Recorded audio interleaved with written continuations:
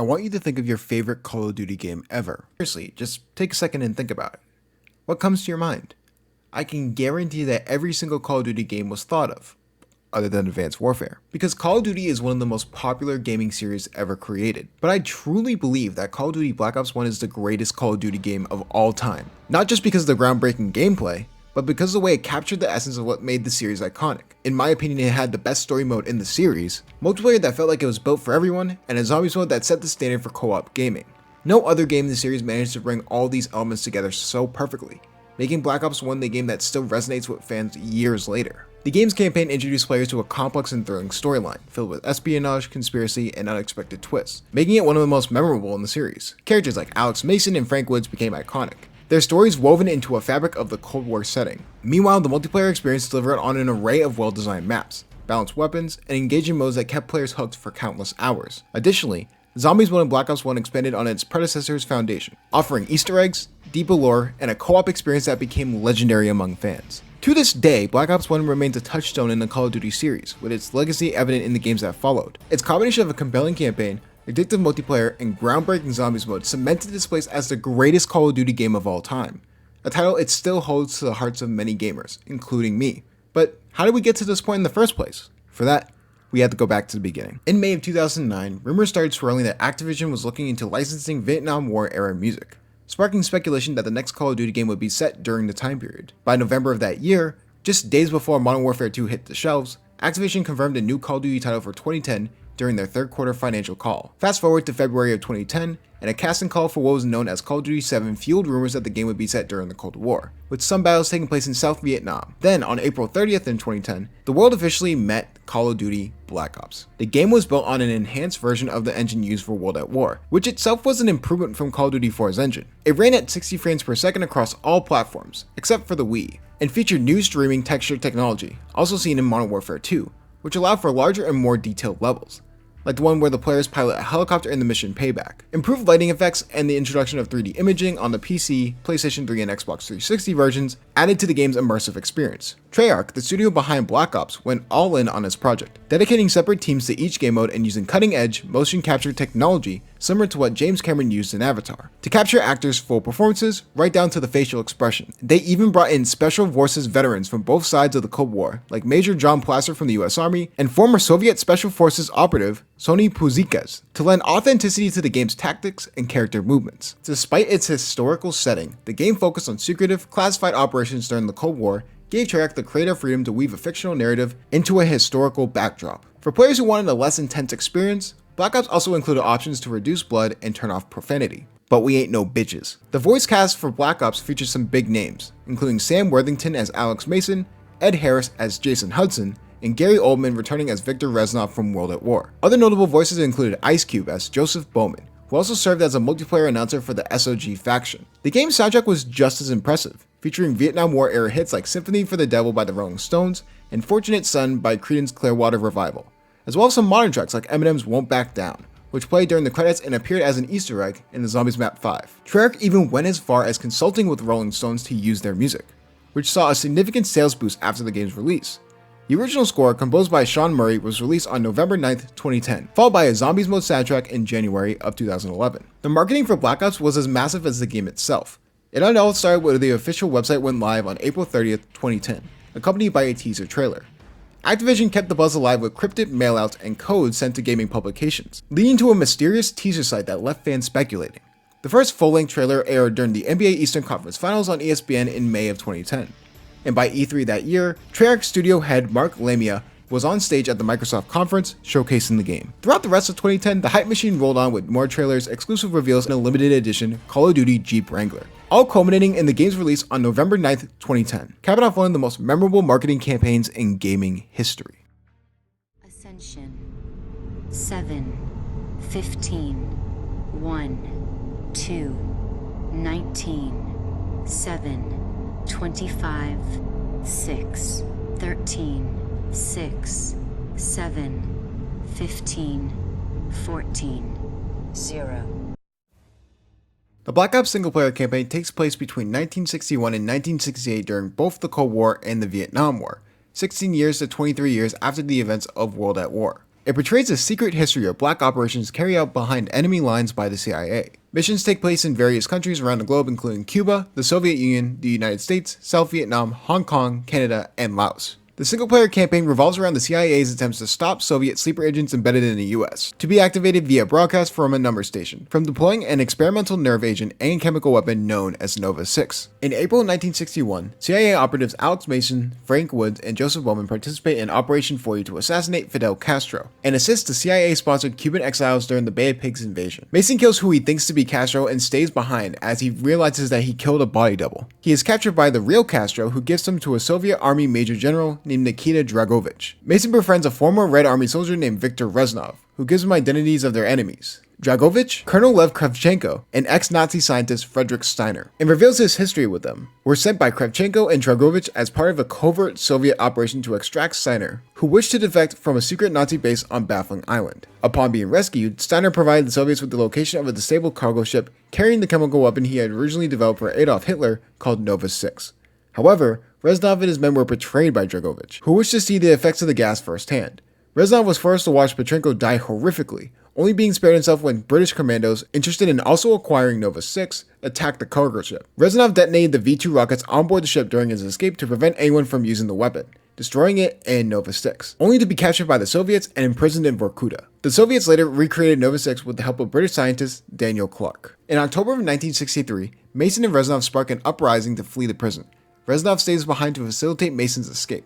Upon his return to the US, President John F. Kennedy authorizes a mission to assassinate Dragovich. Mason, Woods, and Bowman are dispatched to the Baikonur Cosmodrome to disrupt the Soviet space program and eliminate members of Ascension, a Soviet program giving sanctuary to Nazi scientists. The team rescues fellow CIA operative Grigory Weaver, who infiltrated the facility but was compromised and tortured by Kravchenko. Afterwards, they destroy the Soyuz spacecraft, while Dragovich is seemingly killed in a car explosion after the vehicle is attacked by a BTR-40, commandeered by Woods. In January of 1968, Mason team is sent to Vietnam as part of the MACV SOG. After defending Khe Sanh from a North Vietnamese assault, they recover a dossier on Dragovich from a Russian defector, being held by the North Vietnamese army in Hue.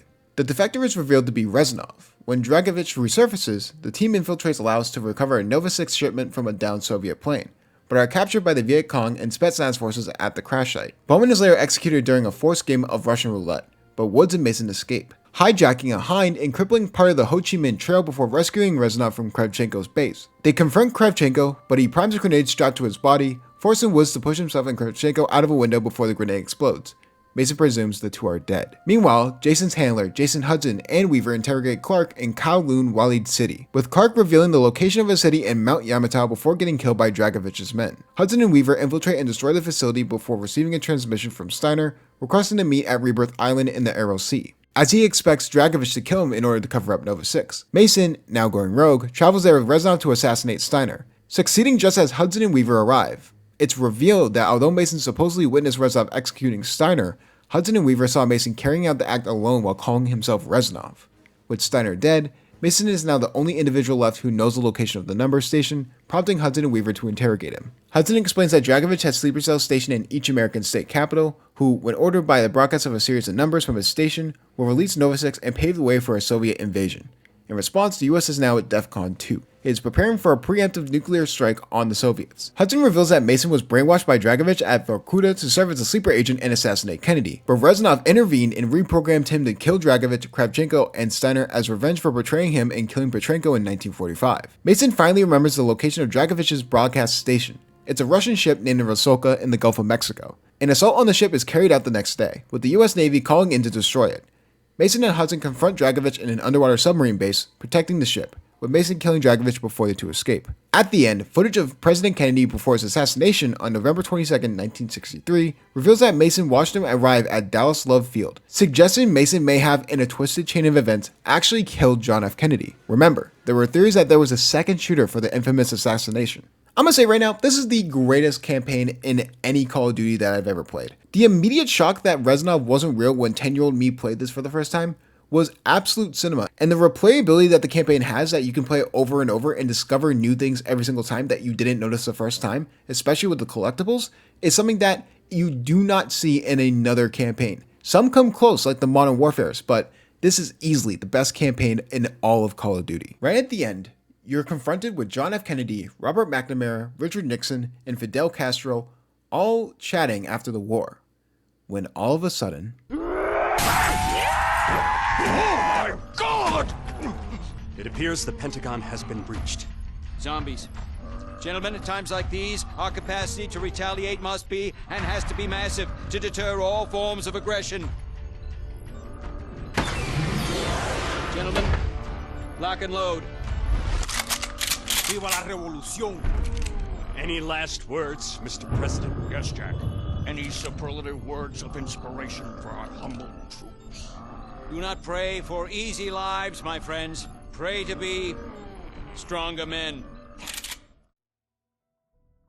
Call of Duty Black Ops introduces an intense lore-rich zombies world that takes place across various time periods, mostly focusing on the final years of World War II and in the 1960s, laying the groundwork for what would become one of the most beloved and intricate narratives in gaming. In Black Ops 1, the zombies went from beyond just surviving waves of undead. It introduced a deeper, more complex story involving time travel, secret experiments, and a group of 4 characters. These characters became a central part to a larger story involving Group 935, a shadowy organization conducting bizarre experiments with Element 115, the substance that turns the dead into zombies. This game is also where we first meet Samantha Maxis, a young girl who becomes trapped in a terrifying situation with zombies, adding an emotional layer to the horror. The maps in Black Ops 1 like Kino de Troten, Ascension, and Moon aren't just battlegrounds, they're pieces of a puzzle that reveal more about the dark secrets behind the outbreak of the twisted experiments of Group 935. This zombie storyline, to this day, is one of the greatest storylines in all of gaming. When it comes to Black Ops 1, it is literally the start of the most lore-rich storyline in all of gaming. There are 7-hour videos right now that if you look online and look at stuff that's called Call of Duty Zombies storyline, it pops up with a 7-hour video explaining everything. It is such an in-depth experience, and it's crazy that it started on Black Ops 1 after it just being a little game mode at World at War. And the amount of lore that is in this game, that if I actually decided to do a deep dive on it, for me personally, it would be a 2-hour video. That's how confident I can get as much information out as possible. And it made it so different that no other Call of Duty franchise, whether that be Ghost, Modern Warfare, or any of the other Warfare games out there, it didn't match it at all, and it provided just another layer of just immense co-op. In my opinion, Call of Duty Zombies will go down as one of the greatest things to ever exist in gaming history. And that is by far one of the most cold takes I could say, because a lot of people would agree. And don't you get me started on the Call of Duty Zombies soundtrack, the OG one. If you know, you know. Elena Siegeman 115 was my entire childhood. If you are watching this video somehow, I want to thank you personally for creating one of the best rock songs in video game history, bar none. Seriously. One of the most iconic maps in this mode is when you finish the campaign, called 5. It shifts the spotlight to a different crew, this time a group of historical features. Characters like John F. Kennedy, Robert McNamara, Richard Nixon, and Fidel Castro. The map features multiple levels and rooms within the Pentagon, offering a variety of different strategies for players to navigate and survive. Throughout all of Zombies, there are also unique elements, like in here there's teleporters, and every level had a pack-a-punch machine that added an extra level of challenge and excitement to each gameplay. One of the standout features for 5 is the Pentagon Thief, a special enemy that appears every few rounds and steals players' weapons if they are not careful. This suit became one of the most annoying bosses ever, especially with the narrow hallways that were in the map, making it one of the harder maps to get a high round on. The map Call of the Dead takes the concept of celebrity cameos to a new level by featuring a cast of horror icons. Sarah Michelle Gellar, Robert Englund, Danny Trejo, and Michael Rooker, with George Romero as this boss that you couldn't get rid of. Even when you killed him, he would just automatically reappear. Call of the Dead is truly iconic in the world of Black Ops 1 Zombies. The frozen Siberian island and the star-studded cast brought a unique and unforgettable atmosphere to the gameplay. The map's introduction of new gameplay mechanics, like the zipline and the VR-11 weapon, which were fan favorites for a lot of people. When it comes to the addition of the powerful scavenger wonder weapon, it was a different take on the monkey grenades that you would throw to distract zombies, but it would actually cause more damage once the explosion happened. Players also enjoyed discovering the map's Easter eggs and hidden secrets, such as the musical Easter egg featuring the popular song Not Ready to Die by Avenged Sevenfold. These hidden gems added to the map's replay value and just kept fans coming back, as it was one of the best maps ever. And last but not least, we have Moon. Moon is one of the most iconic and memorable maps in Black Ops 1 Zombies and Zombies in general. Set on a mysterious and eerie moon base, the map offers a unique and futuristic setting that captivates players from the moment they step onto its lunar surface. It was also really funny that every time the astronauts spawned in, it was actually someone on your friends list that quote-unquote turned into a zombie, and he would just be the biggest menace until you killed him. Navigating the moon base and dealing with the unpredictable environment, like zombies jumping 70 feet in the air like they're LeBron James, creates a sense of tension and excitement that kept players engaged and on their toes when it came out. One of the standout features of Moon is the introduction of the wave gun and the quantum entanglement device wonder weapons. These weapons were fan favorites for a while, and to my knowledge they really never got a rework, which I thought was a big crime. Moon is also known for its Easter eggs and hidden secrets, including the iconic Easter egg quest that challenges players to uncover all the mysteries of the map and unlock special rewards. These Easter eggs were actually the key to the overall story too, adding even more to the lore and more reason to do the Easter egg. In my opinion, 3 of the maps in Black Ops 1 Zombies are easily top 5 maps of all time. One being Kino because it's just so iconic, especially for Black Ops 1 Zombies being the first map that you hop into. Then you have Call of the Dead with the George Romero cameo that to this day is the most insane cameo ever. And then you had Moon, which it was so funny watching your friends go across the map going wee as they had low gravity.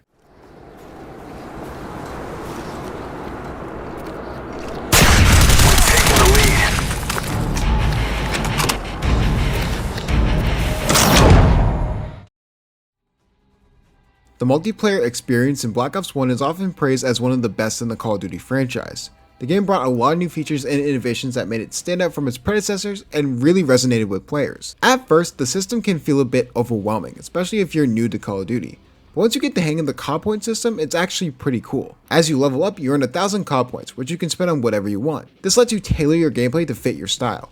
The catch is once you buy something, whether it's a weapon, a perk, or a kill streak, you can't undo it. So you better be sure if you really want that sniper rifle before you make that purchase. This shift changes the focus from the pure leveling experience that made Modern Warfare and Modern Warfare 2's multiplayer so enjoyable. The new Wager Mode matches were designed to emphasize the importance of COD points, and they're fun in their own way, but they don't quite match the excitement of the traditional leveling system. Just know that One in the Chamber and Gun Game are standouts and shape the wager scene for Black Ops 1. The former tests your patience and accuracy, while the latter takes you on a tour of 20 of the Black Ops weapons, with each kill earning you a new one. Classic modes like Team Deathmatch, Domination, and Headquarters are still available and great for leveling up. Once you hit level 50, Prestige mode offers extra challenges that make it worth your time.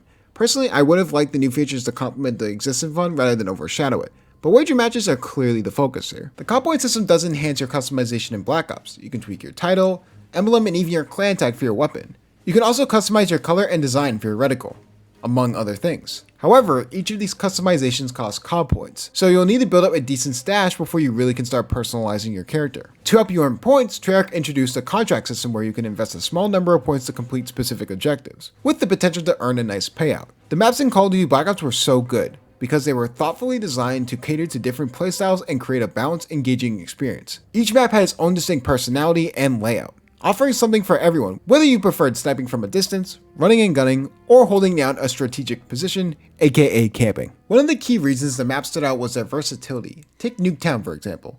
It's a small, chaotic map that's perfect for fast-paced, close-quarters combat, but it also has spots where you can snipe or hold down an area. Then there's Firing Range, which mixes long sight lines for snipers with tight corners for close combat, ensuring every type of player had a place to shine, and that's the reason these two maps were the peak maps of Black Ops 1. Another thing that made these maps great was how memorable they are. They weren't just places to fight, they had personality, whether it's the vibrant retro feel of Nuketown or the gritty military training atmosphere of Firing Range. Each map left a lasting impression. Players could instantly recognize them and remember key spots and strategies, which added to the overall experience. The map also had a great balance of flow and pacing. They were designed in a way that encouraged movement and action, with multiple routes and choke points that created intense firefights. You never felt stuck or forced into a particular playstyle. The maps allowed for flexibility, so you can adapt to how the match was going. These little touches made the match feel slightly different, even if you played the map 100 times before. The kill streaks in Call of Duty Black Ops were special because they were beyond just being powerful tools. They actually shaped how you played the game. You had to think carefully about which kill streaks to equip, balancing what worked best for you and what would help your team.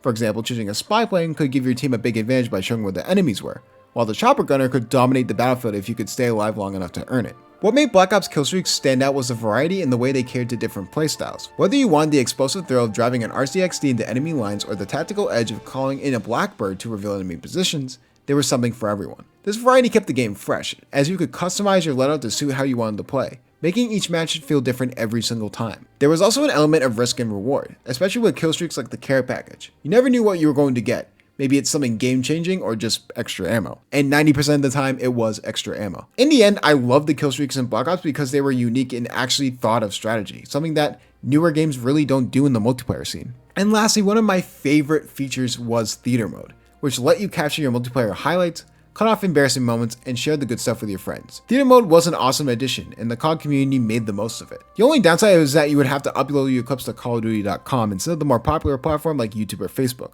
where most people would see them. Whenever you see YouTubers talking about older games, they immediately go to nostalgia and why they think those games are good. But I'm genuinely saying here, I don't think we've seen a game peak as much as Call of Duty Black Ops. The campaign, for me, is top 3, debatably top 1 with how good the story mode was. Multiplayer was easily top 3 with how consistent and easy to play it was with its playability, rather than the stuff they do now, and the start of the in-depth lore of zombies. This is literally the perfect package for a Call of Duty game, and they haven't been able to replicate it since. They did really good with Black Ops 2 Zombies, and that's why I have some Black Ops 2 maps, especially Origins as my favorite Call of Duty map of all time. But that all started because of Black Ops, and clearly Black Ops is the greatest Call of Duty game to ever exist. What's your opinion on it? Please let me know down below. I really wanted to talk about Black Ops for a while, especially when I made my Call of Duty video. I was only able to slightly talk about Black Ops, but it was just, I had to go in depth, and I don't know how long this video is going to be. Dear Lord, there might be a lot of editing. But yeah, I hope you guys enjoyed this in-depth review of Black Ops and why I believe it is the greatest Call of Duty game of all time. And if you liked the video, make sure you like, subscribe, and hit that bell for future notifications, and I will see you guys next time. Peace.